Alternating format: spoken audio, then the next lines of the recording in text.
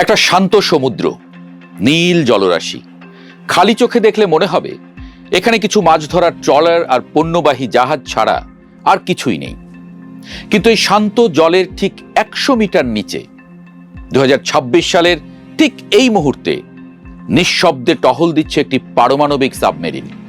তার টার্গেট লোহিত সাগর, হরমুজ প্রণালী বা ইউক্রেন সীমান্ত নয়, তার নজর বাংলাদেশের উপকূলে।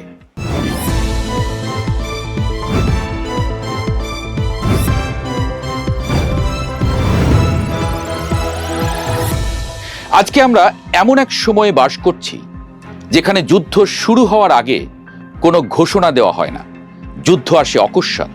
তবে একটা সংকেত পাওয়া যায় অর্থনীতিতে। বেশিরভাগ সময় মিসাইল ছোড়ার আগে ওই দেশের অর্থনীতিকে অবশ করে দেওয়া হয়। অর্থনৈতিক সংকটের দুর্বল মুহূর্তে বেজে ওঠে মিসাইলের সাইরেন। ঠিক এই মুহূর্তে গ্লোবাল সুপার পাওয়ারদের সেই অদৃশ্য যুদ্ধের সবচেয়ে বড় চালটি চালা হচ্ছে বঙ্গোপসাগরে। অর্থনীতির সাইরেন বেজে উঠেছে নিঃশব্দে। আসুন সোজা বাংলায় বলি, প্রতি বছর পৃথিবীর মোট সামুদ্রিক বাণিজ্যের অর্ধেক এবং বৈশ্বিক জ্বালানি পরিবহনের 2/3 ভারত মহাসাগরের এই রুট দিয়ে পার হয়।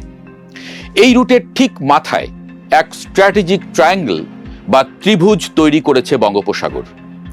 এতদিন পরাশক্তিরা একে শুধু বাণিজ্যের রাস্তা ভাবত, কিন্তু 2026 সালের এই মে জুন মাসে এসে আন্তর্জাতিক গোয়েন্দা সংস্থা এবং পেন্টাগনের টেবিলগুলোতে যে ফাইলটি সবচেয়ে বেশি নাড়াচাড়া হচ্ছে তার কোড নেম বে অফ বেঙ্গল থিয়েটার। খেলোয়াড় এখানে 3 জন: আমেরিকার ঈগল, চীনের ড্রাগন আর ভারতের রয়্যাল বেঙ্গল টাইগার। আর এই 3 পরাশক্তির দাবার বোর্ডের ঠিক মাঝখানে ছিটকে পড়েছে একটি দেশ, বাংলাদেশ।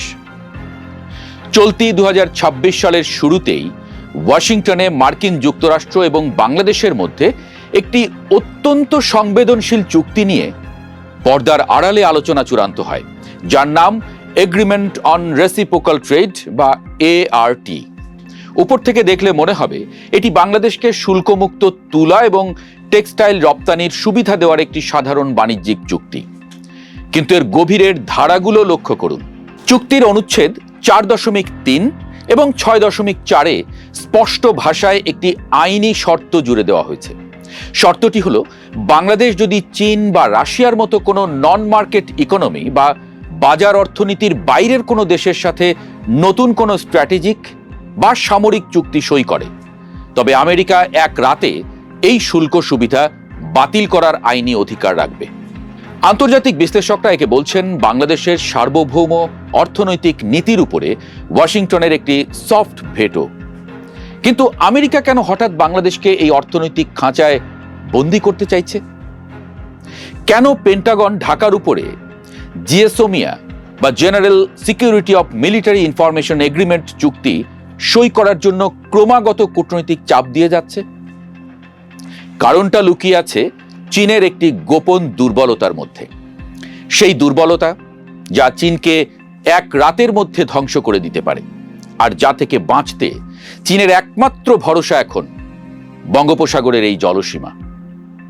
আমেরিকা খুব ভালো করেই জানে, যদি তারা বাংলাদেশের এই উপকূলে নিজেদের একটি লজিস্টিক অ্যাক্সেস পয়েন্ট বা সামরিক নজরদারি কেন্দ্র বসাতে পারে, তবে এক চালের মাধ্যমে তারা চীনের পুরো এনার্জি সাপ্লাই লাইনের উপরে একটি অদৃশ্য ফাঁসি ঝুলিয়ে দিতে পারবে। কিন্তু চীন কি এত সহজে তার লাইফলাইন আমেরিকার হাতে ছেড়ে দেবে? দাবার এই চালটি বুঝতে হলে আমাদের ঢুকতে হবে ইতিহাসের সবচেয়ে বড় সামুদ্রিক ফাঁদ মালাক্কা ট্র্যাপের ভেতরে। বেইজিং এর সেন্ট্রাল মিলিটারি কমান্ডের সবচেয়ে বড় দুঃস্বপ্নের নাম মালাক্কা ট্র্যাপ। চীনের পুরো অর্থনীতির ভিত্তি বা ইকোনমিক মিরাকল দাঁড়িয়ে আছে তেলের উপরে। চীনের আমদানি করা মোট খনিজ তেলের 80%-এরও বেশি আসে মধ্যপ্রাচ্য এবং আফ্রিকা থেকে।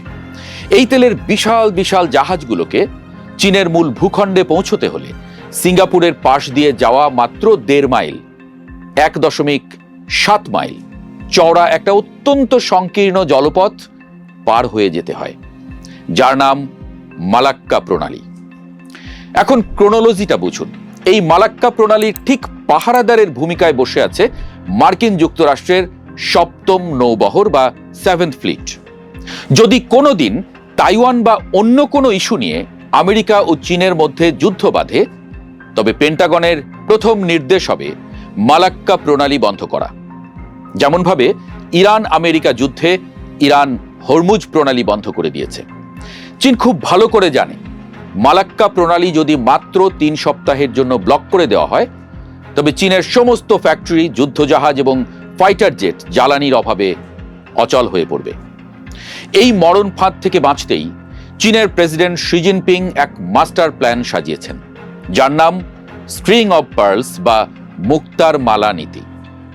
সমুদ্রের বুকে ভারতকে চারদিক থেকে ঘিরে ফেলা এবং আমেরিকার সপ্তম নৌবহরকে ফাঁকি দেওয়ার জন্য চীন ভারত মহাসাগরের কৌশলগত বন্দরগুলোর নিয়ন্ত্রণ নেওয়া শুরু করে। পাকিস্তানের গোয়াদার বন্দর, শ্রীলঙ্কার হাম্বানটোটা এবং কলম্বো বন্দর, জিবুতির দোরালে বন্দর, মালদ্বীপের মালে বন্দরে কৌশলগত অংশীদারিত্ব আছে চীনের। তবে এই মালার সবচেয়ে মূল্যবান মুক্তাটি চীন গেঁথেছে বাংলাদেশের ঠিক পাশের দেশ মিয়ানমারে। মিয়ানমারের রাখাইন রাজ্যে চীন বিলিয়ন বিলিয়ন ডলার ইনভেস্ট করে তৈরি করেছে কিয়াকফিউ গভীর সমুদ্র বন্দর এবং একটি মেগা স্পেশাল ইকোনমিক জোন। তবে আসল খেলাটা কিন্তু বন্দরের ভেতরে নয়। চীন সেখান থেকে সরাসরি চীনের ইউনান প্রদেশ পর্যন্ত 771 কিলোমিটার দীর্ঘ একটি মেগা তেল ও গ্যাস পাইপলাইন তৈরি করেছে, যা অলরেডি পূর্ণ শক্তিতে সচল। এর মানে হলো চীনের তেলের জাহাজগুলো এখন মধ্যপ্রাচ্য থেকে এসে মালাক্কা প্রণালীর ধারে কাছেও যায় না, তারা সরাসরি বঙ্গোপসাগরে ঢোকে, মিয়ানমারের কিয়াকফিউ বন্দরে তেল খালাস করে এবং পাইপলাইনের মাধ্যমে সেই তেল সরাসরি চীনের বেইজিং ও সাংহাইয়ে পৌঁছে যায়। মালাক্কার চাপকে চীন এক চালেই বাইপাস করে ফেলেছে। এই চালটি ভারতকে কাঁপিয়ে দিয়েছে। ভারতের ঠিক নাকের ডগায় বঙ্গোপসাগরের বুকে চীন এসে সামরিক ও অর্থনৈতিক ঘাঁটি গাড়বে, এটা দিল্লি কোনোদিন তার জাতীয় নিরাপত্তার স্বার্থে মেনে নিতে পারবে না স্বাভাবিক। ভারতের প্রতিরক্ষা মন্ত্রণালয় তাই বঙ্গোপসাগরের ঠিক প্রবেশদ্বারে অবস্থিত আন্দামান ও নিকোবর দ্বীপপুঞ্জকে একটি মেগা ট্রাই সার্ভিসেস থিয়েটার কমান্ডে রূপান্তর করেছে।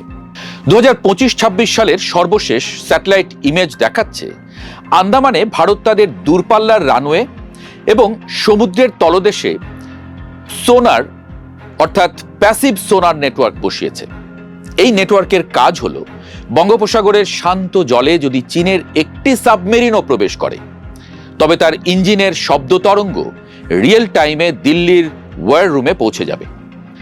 বঙ্গোপসাগরের জল এখন আর শান্ত নেই, এটি পরিণত হয়েছে ভারত ও চীনের মতো দুই পরাশক্তির এক আন্ডার ওয়াটার স্নায়ুযুদ্ধে। আর ঠিক ক্রসফায়ারের মাঝখানে বলির পাঠা হয়ে দাঁড়িয়ে আছে বাংলাদেশ। ভারত ও চীনের এই রক্তক্ষয়ী খেলার মাঝখানেই তৃতীয় খেলোয়াড় হয়ে ঢুকেছে আমেরিকা, সাথে তারই তৈরি করা ইন্দো প্যাসিফিক স্ট্র্যাটেজি। আর এই স্ট্র্যাটেজির সবচেয়ে বিতর্কিত এবং রহস্যময় অধ্যায়টির নাম সেন্ট মার্টিনস দ্বীপ।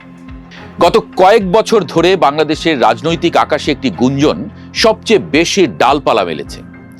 ক্ষমতাচ্যুতির আগে সাবেক প্রধানমন্ত্রী শেখ হাসিনা নিজে ওয়াশিংটনের বিরুদ্ধে অভিযোগ তুলেছিলেন যে আমেরিকা সেন্ট মার্টিন দ্বীপে একটি সামরিক ঘাঁটি বা নৌঘাঁটি বানাতে চায়, যাতে তারা পুরো বঙ্গোপসাগরের উপরে এয়ার স্পেস কন্ট্রোল বা আকাশসীমা নিয়ন্ত্রণ করতে পারে। যদিও মার্কিন স্টেট ডিপার্টমেন্ট প্রাতিষ্ঠানিকভাবে একাধিকবার এই দাবিকে সম্পূর্ণ মিথ্যা বলে উড়িয়ে দিয়েছে, কিন্তু ভূরাজনৈতিক ইতিহাসের একটা নির্মম সত্য হলো হোয়াইট হাউস মুখে যা অস্বীকার করে, পেন্টাগন পর্দার আড়ালে ঠিক সেই ব্লু প্রিন্টটাই বাস্তবায়ন করে। 2025-26 সালের একটি বাস্তব অবস্থা দেখুন। সরকার পরিবেশ রক্ষার দোহাই দিয়ে সেন্ট মার্টিন দ্বীপে পর্যটকদের যাতায়াত সীমিত করেছে এবং রাত্রিযাপন নিষিদ্ধ করেছে। সাধারণ মানুষের কাছে এটি পরিবেশ নীতি মনে হলেও আন্তর্জাতিক প্রতিরক্ষা বিশ্লেষকদের চোখে এটি একটি ক্লাসিক স্ট্র্যাটেজিক স্মোক স্ক্রিন বা কুয়াশা। একটি দ্বীপে যখন সাধারণ মানুষের প্রবেশ পুরোপুরি বন্ধ করে দেওয়া হয়, তখন সেখানে পর্দার আড়ালে কি পরিকাঠামো তৈরি হচ্ছে তা জানার কোনো সুযোগ থাকে না।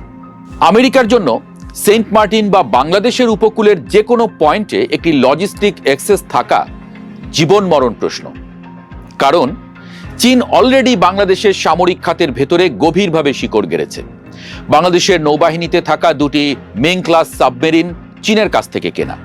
আরও বড় তথ্য হলো, কক্সবাজারের পেকুয়ায় নির্মিত বাংলাদেশের প্রথম সাবমেরিন ঘাঁটি বানৌজা শেখ হাসিনা, যার এখনকার নাম বানৌজা পেকুয়া, এটা কিন্তু সম্পূর্ণ চীনা অর্থায়ন এবং চীনা ইঞ্জিনিয়ারদের সরাসরি তত্ত্বাবধানে তৈরি করা। আমেরিকার আশঙ্কা, যদি কোনোদিন যুদ্ধ বাধে তবে চীন বাংলাদেশের এই সাবমেরিন ঘাঁটিটিকে তাদের নিজস্ব লজিস্টিক রিফুয়েলিং সেন্টার হিসেবে ব্যবহার করবে। অর্থাৎ চীনের পারমাণবিক সাবমেরিন এসে সরাসরি বাংলাদেশের মাটিতে আশ্রয় নেবে। বাংলাদেশ এখন এমন এক কূটনৈতিক ফাঁদে পড়ে গেছে যেখান থেকে বের হওয়ার প্রতিটি রাস্তাই বিপজ্জনক। একদিকে চীনের বিলিয়ন ডলারের ইনফ্রাস্ট্রাকচার লোন এবং সামরিক সাপ্লাই, অন্যদিকে আমেরিকার রেডিমেড গার্মেন্টস মার্কেট এবং স্যাংশন বা নিষেধাজ্ঞার অর্থনৈতিক তরবারি। আর তার সঙ্গে যুক্ত হয়েছে ভারতের ভৌগোলিক ও রাজনৈতিক চাপ। বাংলাদেশ যদি চীনের দিকে এক কদম বাড়ায় তবে আমেরিকা ও ভারত যৌথভাবে বাংলাদেশের অর্থনীতিকে শ্বাসরোধ করে মারার জন্য প্রস্তুত হয়। আবার বাংলাদেশ যদি আমেরিকার ইন্দো প্যাসিফিক জোটে সরাসরি নাম লেখায় তবে চীন রাতারাতি বাংলাদেশের সমস্ত প্রজেক্ট ও অর্থনৈতিক সহযোগিতা বন্ধ করে দেবে। বঙ্গোপসাগরের এই শান্ত নীল জল আসলে একটি ফুটন্ত কড়াই। পরাশক্তিদের এই ত্রিমুখী লড়াইয়ে বাংলাদেশ কি পারবে নিজের সার্বভৌমত্ব বাঁচিয়ে এই মহা সংকটের দাবার চাল উল্টে দিতে, নাকি এই সমুদ্রই হয়ে উঠবে আগামী দশকের এশিয়ার সবচেয়ে বড় রক্তক্ষয়ী যুদ্ধক্ষেত্র?